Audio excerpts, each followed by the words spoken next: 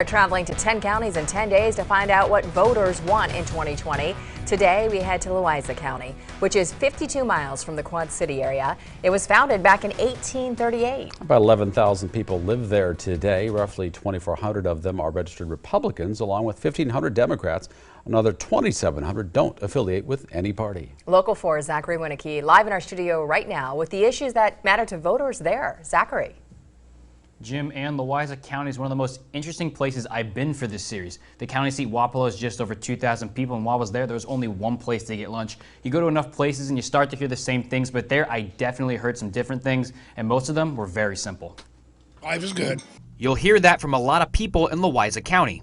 So when it comes to the upcoming election, they really just want one thing. One of the things that really moves the needle is the government staying out of our business. Small town culture, you know, we're used to if we fall down, pulling ourselves up by the bootstrap or reaching our hand down and grabbing our neighbor up and helping him get back up on it and not needing that government assistance to get up.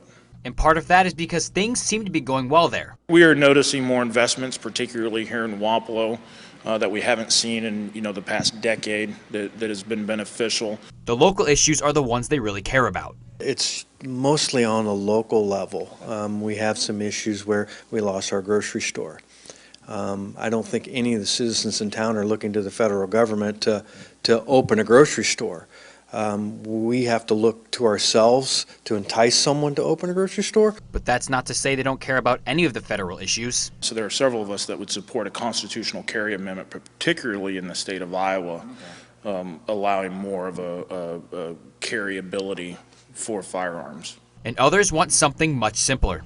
I think you can find pretty much universal agreement that our main objective is to make sure Trump is not reelected. Even though Louisa County is a very conservative area, they do see a way of accomplishing that. I'm, certainly hoping that we can see a moderate Democrat get the nomination, because I think that's what it will take to pull some of those votes from independent voters. Louisa Republicans don't want to see that happen, but they would like to see one thing change in the White House. We're very pleased that there are times that some of us wish that he would put the Twitter down a little bit. Sometimes he says stuff on Twitter that we kind of wish he wouldn't say. And that's in hopes for more unity in Washington. The political divide really bothers me. There ought to be some way our politicians can join hands, smile and pray together and work together and get something done for you and me, the taxpayer. And like many other of the counties we visited, Louisa relies heavily on agriculture, so some did have questions about the future of crop prices and the trade wars. But overall, I really did hear more about the local issues than anything. Now, next week, we're heading back north to another very small county, Cedar County. In the studio